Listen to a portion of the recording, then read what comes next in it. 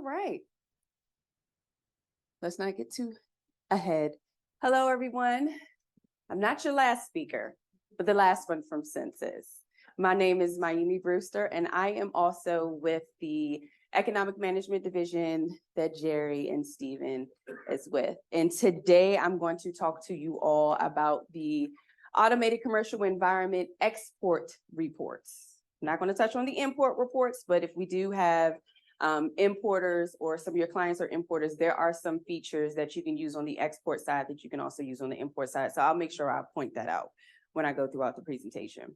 All right, you ready for this ride? All right, so I'm going to be using Prezi, which is a little bit different from PowerPoint, only because I'm utilizing videos, and embedding that in PowerPoint just makes it super huge. So participants online, you have a copy of the presentation in PowerPoint form, but I'm gonna use that today for the presentation so that the videos can go a little bit more smoother. So I'll be zooming in and zooming out. So that's why I asked you guys, are you ready for the ride? Buckle up. All right, so this is our agenda. I'll be going over a basic overview of the export reports feature to include the benefits. Why is this beneficial for me and my clients? And how to access this feature as well. Then I'm going to discuss our standard reports. And the standard reports, these are the canned reports that come standard within the system. They're already made for you. So you don't have to create reports from scratch. But just in case you do want to do that, I'll show you how to do that as well in the presentation. Then I'm going to provide a demonstration on how to access export reports. I'm going to show you how to run standard reports, how to create an ad hoc report, which is the report from scratch. Then I'm going to show you how to modify report queries and filters. And then I'm going to show you how to, you can't see that, schedule a report on a recurring basis. So once you actually set your report up and you want to schedule it and send it out to your colleagues via email, and you can do that with that feature within the export reports application. And then I'm going to provide some training resources that you can find on our Census International Trade website, as well as within the ACE portal. So you can take that information back to your clients. All right, so let's dig in. Benefits and access. The first thing you see on the screen that's bolded besides the title is free. We all like free stuff, right? Right? Yeah, it wasn't free to come here. However, reports are free, and all data is available for 5 years plus the current year. And so I emphasize free, not only because we do like free stuff, but also is because prior to getting access to the historical shipping information, you would have to apply for a data request at Census. And so within this data request, we provide you 12 months of data free of charge every 365 days. However, what if you wanted 13 months or 14 months, or you wanted 2 requests within that same year, within that 365 days, we would charge you $125 per month.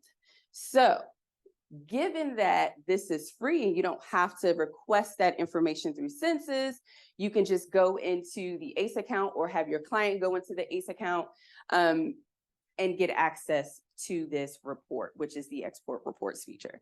And so again, all of that data is available for 5 years. You no longer have to wait the 365 days or even contact us to give you the information. We will, however, show you how to access that information.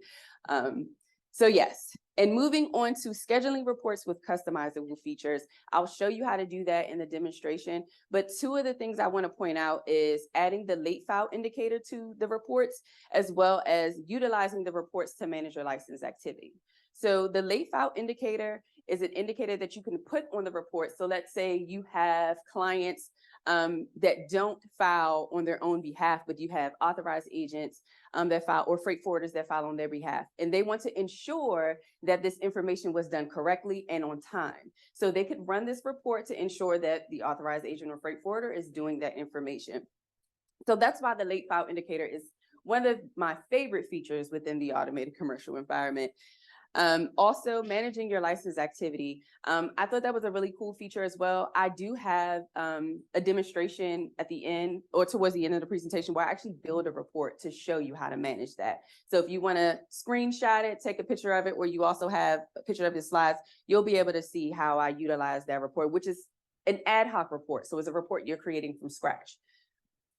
Next, retention of export information according to the Foreign Trade Regulations section 30.10a states that you must retain all shipment information for 5 years from the date of export. So, although the FTR tells you that you must do that, we can't physically tell you how to maintain that documentation. However, hint, hint, the export reports can do that for you to help you maintain compliance with that regulation. All right. Now, how do I get access to this stuff? You told me all of the great benefits. How do I get access? So in order to get access, you have to be vetted by the U.S. Census Bureau. There are 3 steps. I wouldn't say they're easy, but they could be depending on you. We'll put the onus on you. All right. So if your clients want to get access, the first thing they would have to do is to request EIN reports authorization. In order to do that, you must have an ACE account. So within your ACE account, you go in to that information. I'll show you how to do that. You actually click a button that says request EIN authorization. Click on that button. It'll securely send your information over to Census, which is in our secured ACE account. And that information is sent over to us. All right. The second step will be to complete the certification of authority, which is also known as the COA. That must be completed on your company letterhead and emailed over to export reports with an S. Let me zoom out so you guys can see. Sorry, this little, can I remove this or can this go to the top? Ah, okay, because that was messing up my presentation there. All right. So you'll email that over to export reports. Please don't forget the S because it won't come to us at census.gov. And then step 3, if additional verification questions are sent, we ask that you respond to them within 14 to 30 calendar days. So that's why I said the onus is on you or your clients if they want to get access to the export reports feature. So once you complete all of those steps, we'll research that information and give you access. And this is important because once we give you access once, you have access to forever. And as you know, Census, we safeguard our babies, which is the data. So we want to ensure that we're providing you access to data that is yours. And also I want to point out too, when I go over the different reports, there are different views for different people. So the authorized agent has a view, the USPPI has a different view. So everyone can see what everyone is doing, okay? So we don't want to give the authorized agent access to the USPPI's reports because the USPPI wants to ensure that the authorized agent is doing what they're doing. So they have a different views and we have those 3 different reports that I'll go over next. All right. So,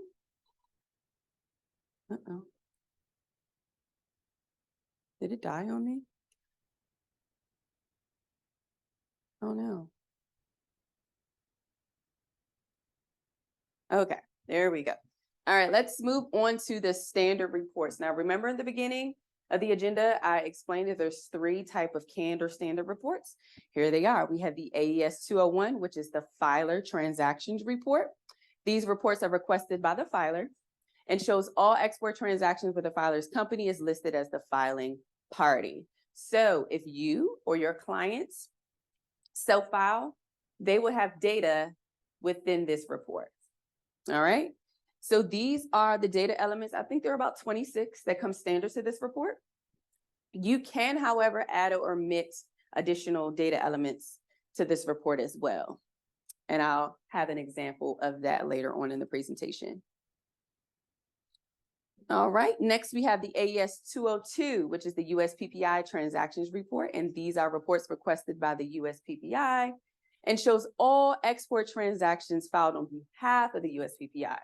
So if you and your clients do not self-file and you have someone filing on your behalf, that information will be in the 202 report.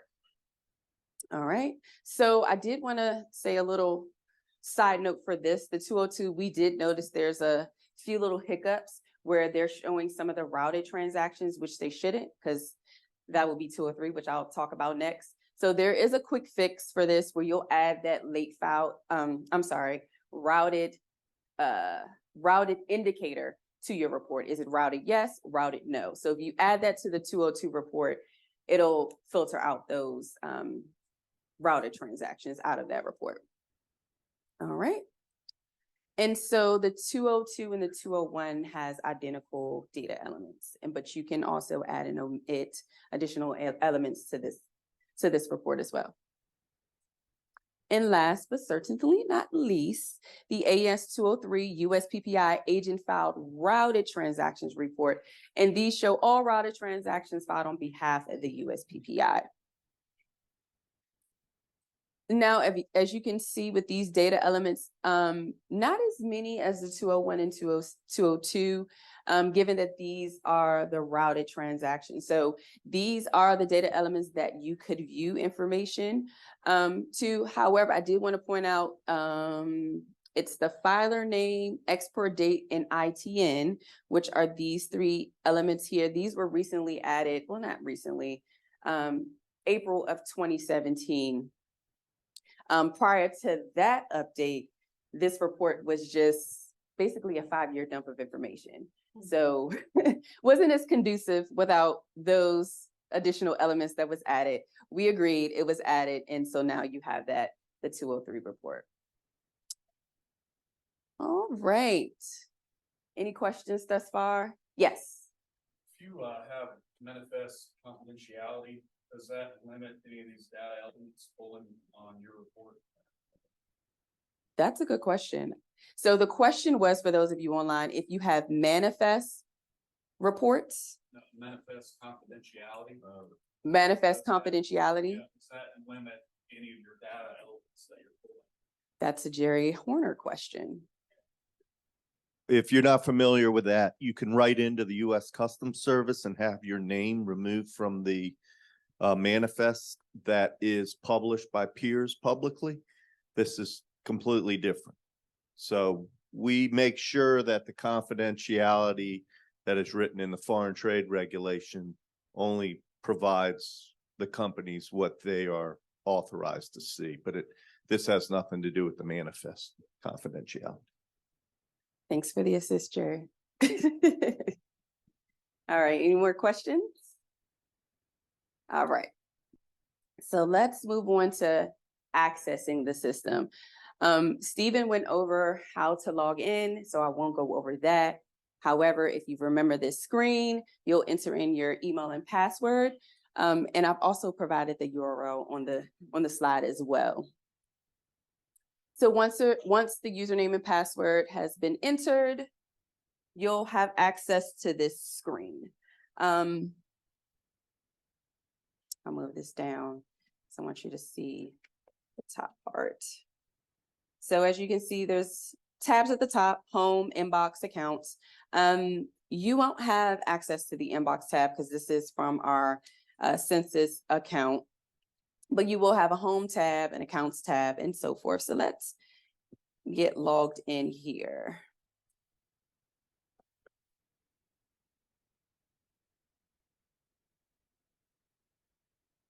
All right, so I'm going to click on the accounts tab,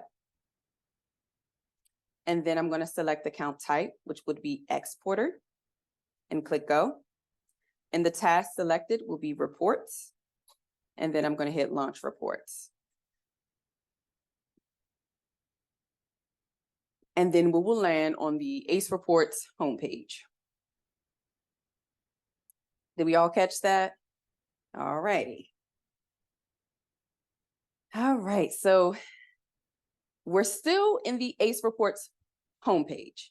All right, so what I did was, if you remember from that last screen, I kind of zoomed into the available workspaces, and the workspaces is where that data is housed. So I'll just show it really quick again so you can see, especially for those that are following online. So as you can see here on this top left-hand corner where it says available workspaces, I'm going to zoom in on that on the next slide. All right. So for the available workspaces, we're going to choose the exporter workspace. And then we have access to two additional tabs, the filer tab and the USPPI tab. The filer tab has the AES 201 filer transactions report, and the USPPI tab has the two USPPI reports.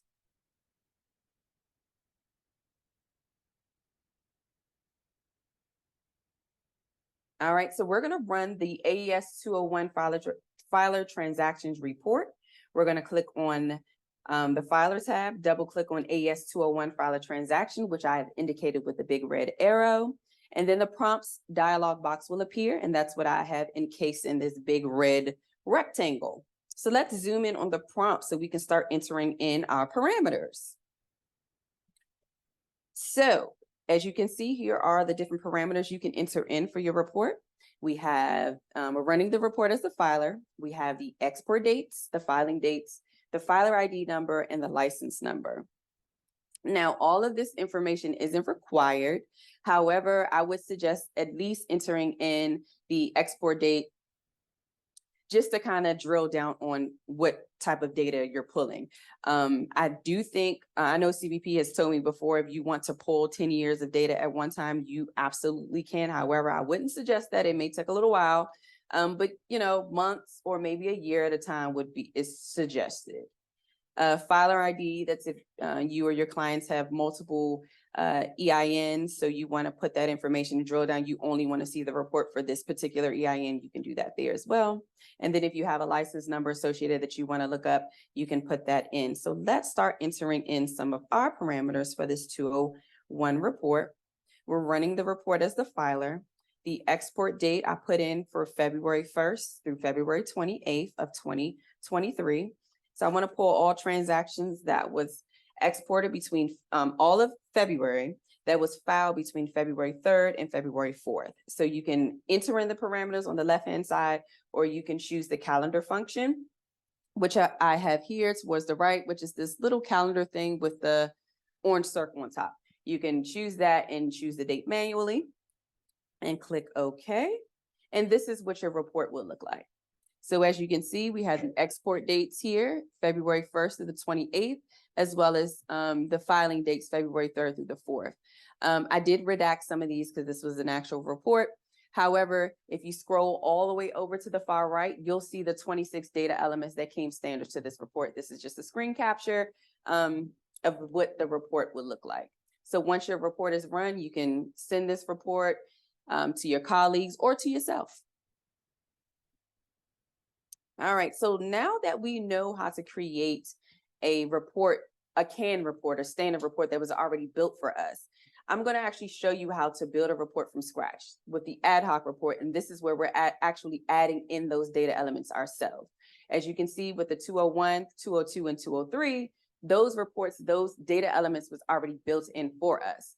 And a good note as well, if you have requested a data request in our office before, those three reports, the 201, the 202, and 203, they were built into ACE to emulate that same data request that we send you guys. So if you ever did get that, data request back in the day, the 201, 202, and 203 are those data request reports that are inside of the export reports feature now.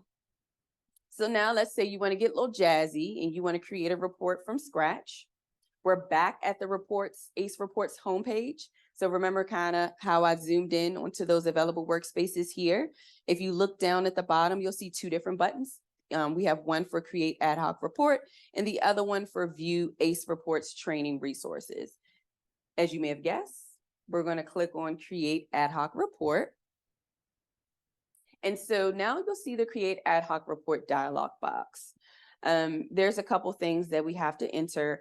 The universe, which is AKA the workspace. So obviously we're going to pick the export or anything related to the export or workspace. So this one will be trade export.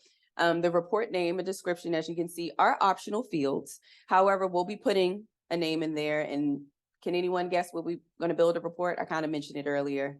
I said I'll show you how to do this. To manage, close. It was the one right below that. Manage license activity. It's after lunch. I get it. And you know what? And I'm always the last census speaker, so I get this all the time. All right. So we're going to choose our universe, which is the trade export universe. And then we're going to provide the report name, which is license activity. And I gave it a short description. This report will aid in managing license activity. And I'm going to click create ad hoc. Does this look done? Does this look like the report we did for the 201? No. So with the ad hoc report, we have to add in those data elements. So as you can see, it gave a title to the report, license activity, but we don't see any data here. And here, if you look over to the right-hand corner, you'll see a reading mode and a design mode. So the reading mode, you can only view the reports. Obviously, you can only read it. The design mode, that's where you can design and customize your report with additional features. So let's go into customizing our report. All right, so I know I'm moving pretty quickly. However, I just want to ensure that you guys get the information that you need. So I try to break up my stuff into 3 major parts, right? So in this case, I'm going to talk about the 3 major buttons within this universe. I get a little intimidated when I use Excel. And as you can see, all of these tabs and stuff, it kind of reminds you of Excel, right? Microsoft Excel. I don't know. I'm still trying to work on how to do a pivot chart, and I still haven't figured that out.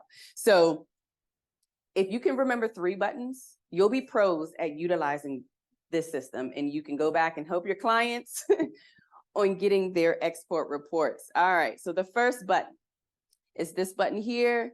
It actually is duped here as well. It looks like a little piece of paper with a database in front of it, as well as a pencil.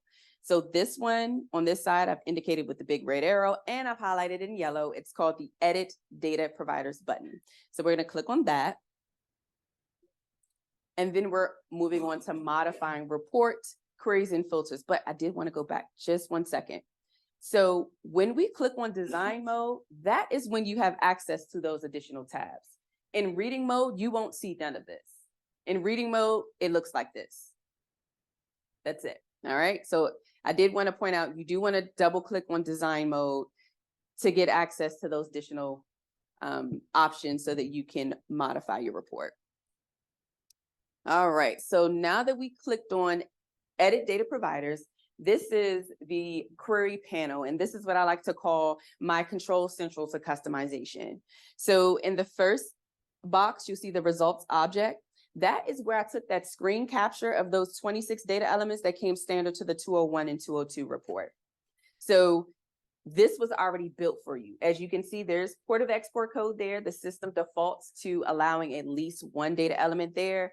I don't want that in my report, so I'm just going to simply click on it and drag it back over to the trade export little window here. So as you can see, this is our universe outline. You remember when we chose, when we did our ad hoc report, we chose the trade export universe. So you're basically telling the system, where am I pulling this data from? So we told the system, we want you to pull from the trade export database. So within that database, there are an EEI folder and a date objects folder. The EEI folder has all of those 100+ data elements that you can add to your report. It also doesn't have definitions, but if you mouse over on that data element long enough, that definition will pop up. But there is a data dictionary that provides definitions in the return of those figures within your report. And I can show you that resource at the end as well. The query filters panel, this is where you can add filters to different data elements. So let's say, remember we chose those February dates for that 201 report, but let's say next month we want to run March. If you set static dates, it's going to run that report every single time. So if you're putting those February dates and you schedule the report to run on a monthly basis, you're going to get that February report every time because you told the system you wanted that February 1st through the 28th report. So instead, if you do a filter and add date objects to say a month ago to today, or a week ago, or 7 days ago, or 10 days, however you want to customize it, it's best to use those date variables or date objects rather than put it in static dates. So that's a good tip. And I'm actually going to do that because I'm going to run a weekly report to manage this license activity. And then the data preview the data preview window at the bottom, that is where you can view the data to see if there's any data available. Because sometimes folks say, hey, I built a report, I ran it, but there's some fields that are blank. So if you want to see that prior to running your report, because sometimes it could take a while depending on how much data or how many shipments you or your company or your client's company have. All right, so let's begin building our report. Another video, I'm going to take port of export code, move it over, and as you can see, that EEI folder is open now. And I'm scrolling down so you can see all of those 100+ data elements that you can add to your report. But I kind of know the names of the data elements that I want to put in, so I'm typing them in. All right, I want to add an export date. As you can see, just drag it on over. You can use those arrows there, and it can go. If you want to add it to the report, you hit the right arrow. To delete it, you're going to hit the left. And as you can see, I'm mousing over, gives you that definition really quickly. All right, so I'm going to begin building my report. So you ever watch those cooking videos and they're online and they're like, oh, we're baking a cake and here are our ingredients. We have our flour, we have our eggs. So this is the flour and this is the eggs and this is everything that we're telling the system that we want to be pulled from that database. So from that trade export universe, I want the export date, I want the HTS and Schedule B number and so forth. So now let's also give the system some more instructions, right?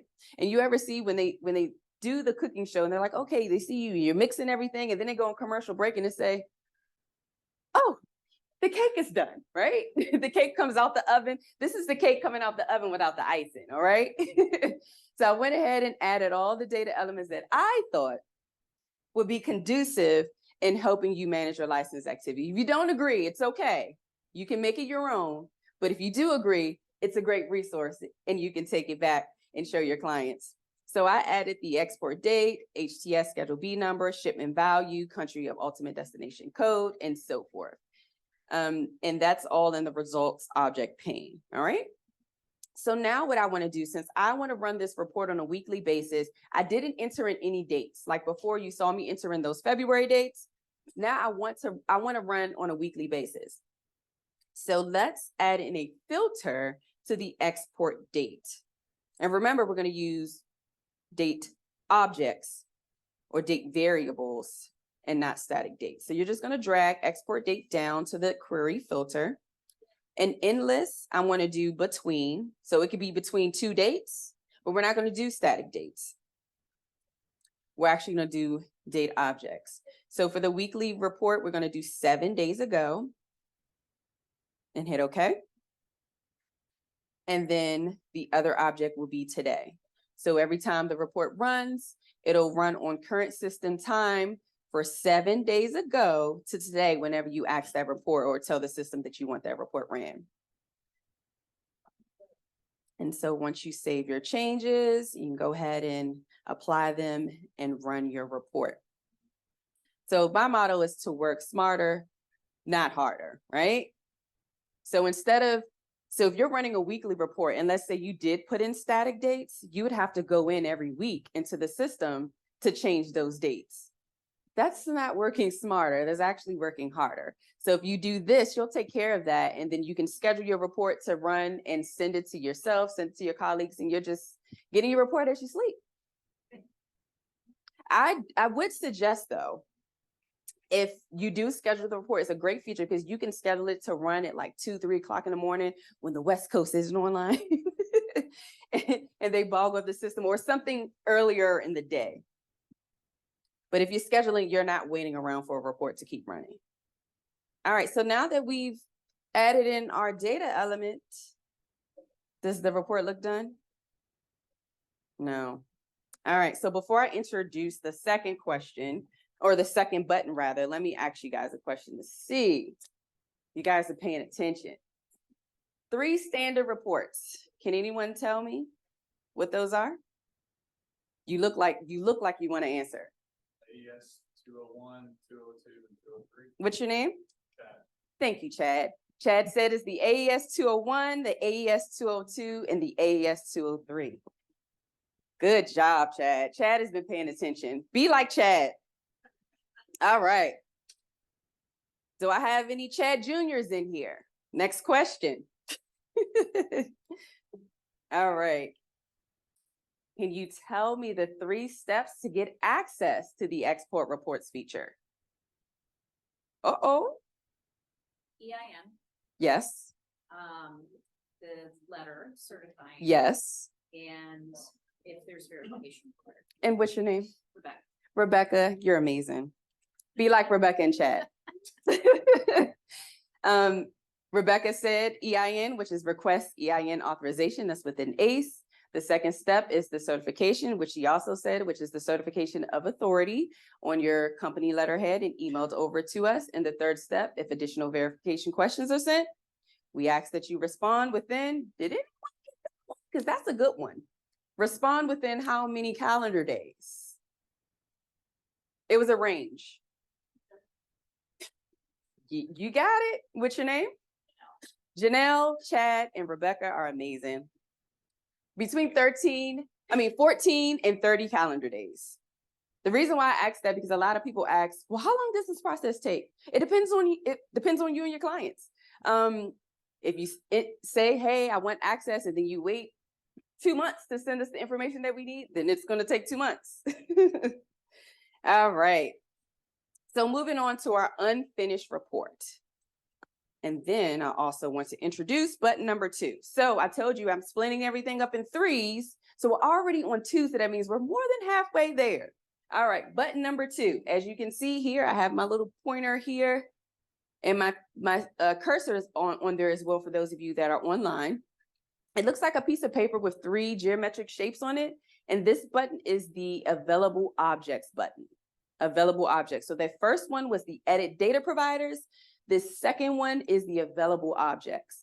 So when you click on that button, then you'll see all of those data elements that we add, all of our ingredients, the flour, the butter, the eggs. You'll see all of that once you click on that button.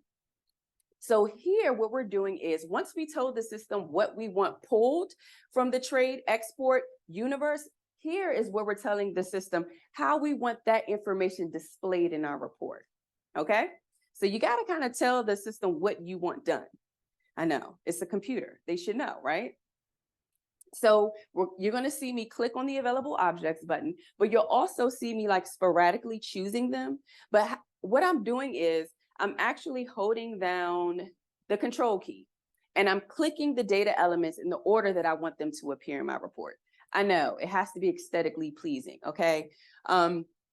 However, I could choose the very first data element and hold shift and choose the last one. It will, drag them over. It'll appear in the report as they are in the available objects tab. But there's certain data elements that I want to see first. So bear with me. You'll see me adding in those data elements. All right, clicking on available objects. These are the data elements that I've added or that we've added.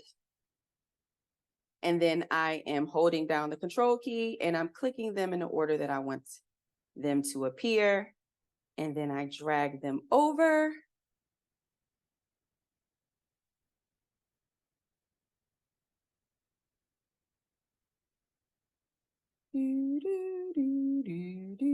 There we go. And this is our report. So we do get some calls in the call center. People are like, I did my report. I did it ad hoc, just like you showed me, but there's nothing there. So this is that second step. Hit that available objects button. All right, so you guys are pros now. You know how to do canned reports. You know how to do ad hoc reports. You guys can do this from now on. Traveling, giving this wonderful presentation. All right, the last button. Then you guys can go. No, I'm just kidding. Got a couple more things. Last button is that little floppy disk right up here, which is the universal button for save or save as. That had to be one of the buttons. Had to be. I don't know. I've been up late midnight hour doing papers for college and did not hit that button, and how devastating that is. Okay. So third button most important button is the save or save as button. Once you click on that, the save as dialog box will appear, which you can see on the screen. And I've named it license activity, and I'm going to hit save. You have to save the report in order to schedule it. All right. So now we're going to schedule the report. I go into my favorites or where I save the report, and I can either right click on that and click on schedule, or I can move this banner out the way. And as you can see at the top, there's a more actions window. You click on that. You can also schedule the report from there as well. And you just click on schedule. And then you have the schedule dialog box, which is here. And I'll go over some of those. We have recurrence, prompts, formats, and so forth. Recurrence is how often would you like your report to run? We're going to do a weekly report. Prompts. So let's say, and I know I told you guys to work smarter, not harder. Let's say you forgot, like, what did Mayumi tell me to do when she said she modified? Okay, I can't remember how to add those date objects. Well, let's say you do have a scheduled report and you have time to log into ACE every week. You would go into prompts and change the dates into prompts, and the prompts are the actual dates. Then formats, what type of format did you want the report to come in? CSV, Excel, or PDF. And then scroll all the way down to destinations. Where is the report going? Is it going into your business intelligence inbox, which is located in ACE, or did you want to get that emailed over? So that's the scheduling dialog box in a nutshell. So let's actually schedule our report. I'll go over to this screen. I'm going to schedule it weekly on Friday. That was quick. Sorry about that. Destinations. It's going to go via email. So the business intelligence inbox is within ACE. So in order to access that, you would have to log into ACE each time. I assume everyone has their email on their phone. So emailing is probably the best option. The report is coming to me, and it's going to be from me. The subject is license activity weekly report. And then I'm going to change the formats. Make sure you change that. The web intelligence those files can only be opened within ACE. So obviously, if you're getting that emailed over, I would suggest CSV, Microsoft Excel, or PDF, depending on what you're utilizing it for. Printing, PDF is best. All right. So once I've scheduled the report, you can see it here. If you go to your history on your scheduling your reports, it'll show all the reports that you've scheduled, how long you want them to run. You can have the report running for 10 years if you like. Wouldn't suggest it. Don't do that. I don't know why I said that. But if you do that, make sure you're checking in, make sure it's a valid report. We don't want like a whole bunch of reports in queue here. But if that's what you or your clients need, that's fine too. All right. So the good stuff, the training resources. I know you guys seen this a few times today. The International Trade website, which is at the URL at the top. Click on the outreach tab, which is over to the left. I've indicated in the red oval.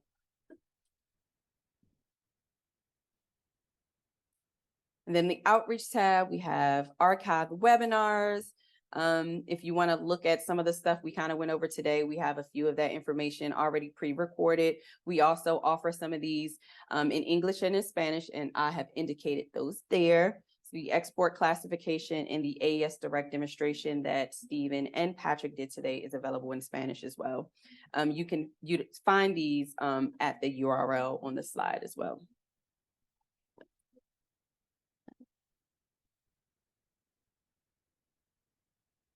All right, and then if you go back to our International Trade website and you go to the export filing AES, which I've also indicated with that red oval, scroll down to ACE export reports, which I've indicated in the big red arrow.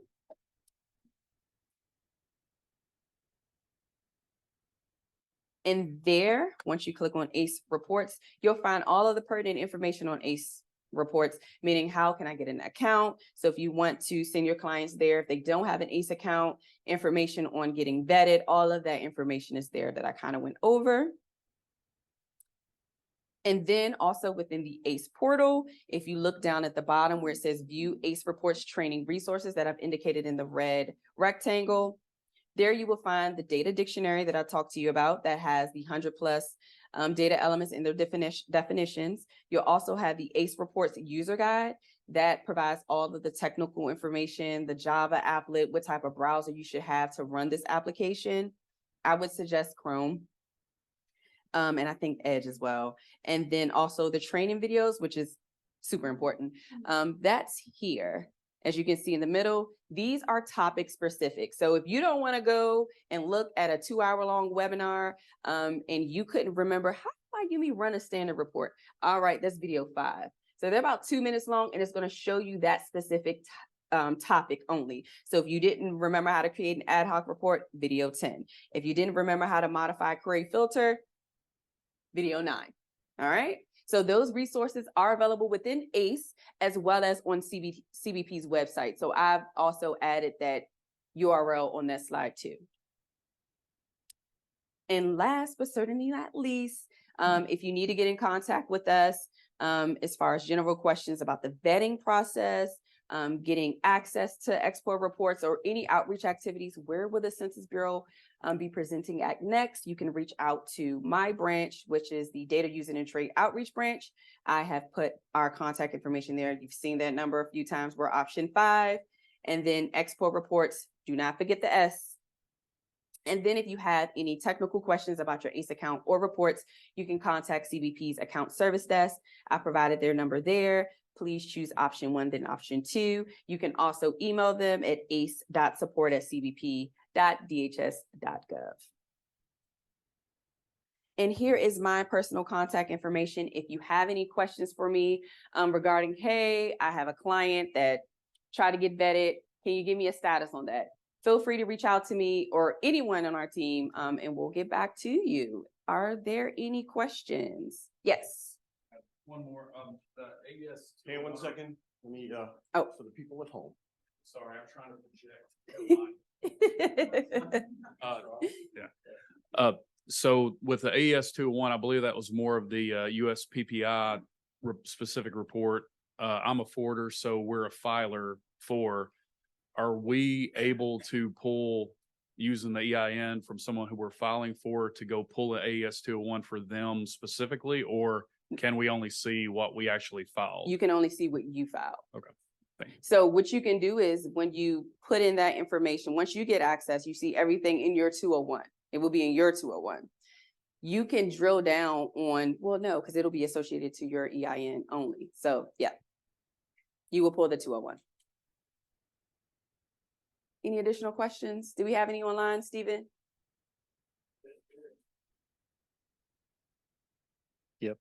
Hello? No? All right, tried. Oh, we can hear you. There is one, but it's more specific. We'll take it off.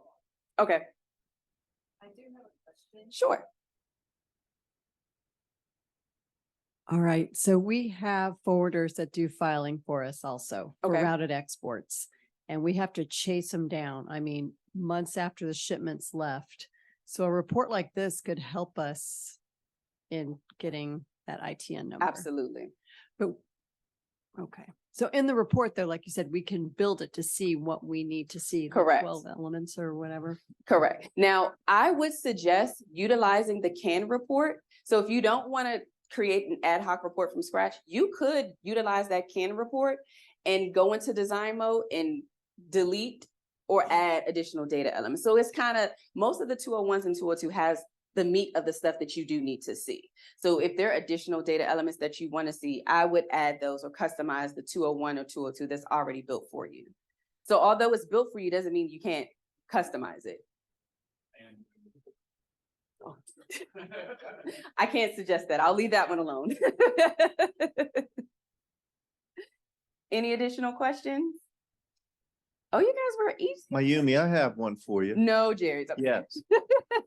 If there's a consultant acting on behalf of a USPPI, how do they get access to the USPPI's reports? Do they have to attach the power of attorney? Ooh, that's a good, Because I do know consultants that do audits for USPPIs right. and they're pulling the reports. Do you think the USPPI is giving them the access? So this is what we've been told. We've never had to vet anyone that had the power of attorney. So what I've been telling people is pull your reports and then send them over to the consultant yourself. Yeah, I mean, but there are some folks that provide the login information to ACE. We can't tell you that you can't do that. If you want to give someone your password, you know, just like people share their Netflix password, you're more than welcome to do that. However, I wouldn't suggest that. I would not suggest that. But that is a good question. We've never seen that where, you know, you only can view your own stuff. I mean, because it's for your benefit. Anything else? No? Yes? No? Well, if you have any additional questions, you think about it later, write down my contact information, and we will get back to you. Thank you so much.